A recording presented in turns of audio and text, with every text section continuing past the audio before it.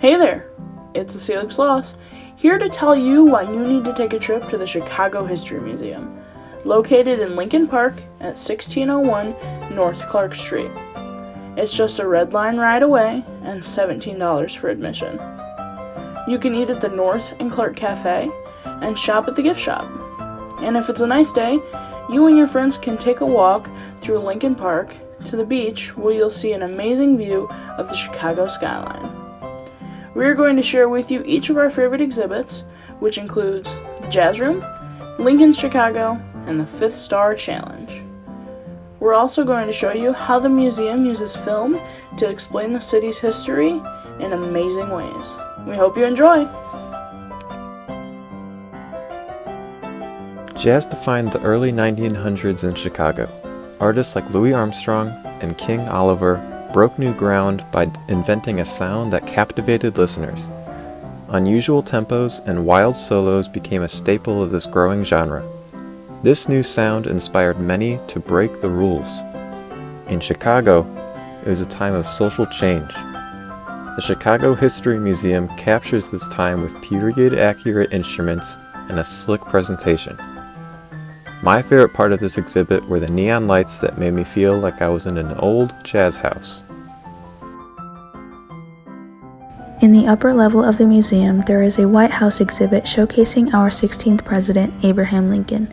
We saw his deathbed, which was moved to the Chicago History Museum from the Peterson House across the street from Ford's Theater in Washington, D.C. Media was used again in this exhibit, playing the audio of someone reading his speeches. There were also many Lincoln family artifacts. All of these items are placed in a sort of White House Hall replica with paintings and grand windows. This exhibit was important to me just because of my personal interest in Abraham Lincoln and because of the films made about Lincoln's life. One popular one was by Steven Spielberg called Lincoln, starring Daniel Day-Lewis.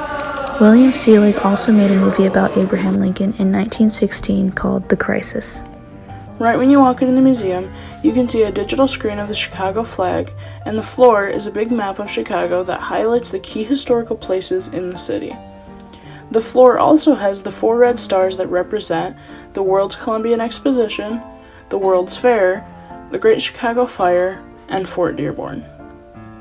The screen is an interactive activity that we took part in, learning about the meaning of the stars and discovering other major events that have taken place in Chicago. The activity set forth different options to choose from that could possibly represent a 5th star for the Chicago flag. Sadly, none of them had to do with film. However, if we were able to choose a 5th star, we would want it to represent the Selig Polyscope Company. We've learned so much about Selig throughout the semester, and we think that his underappreciated impact in the film industry needs to be noticed. I love this exhibit because we were able to come together to pick a 5th star that we think best represents Chicago.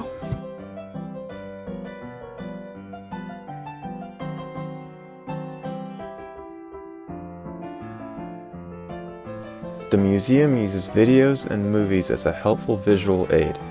News broadcasts, documentaries, and short films occupy every exhibit. This makes for a more interesting visit.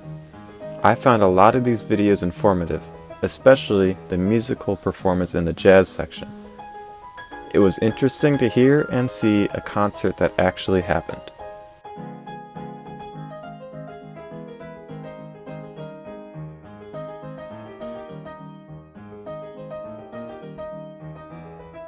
Before you leave, make sure you check out the gift shop. They sell pins, shirts, mugs, and much more. Show your Chicago History Museum pride.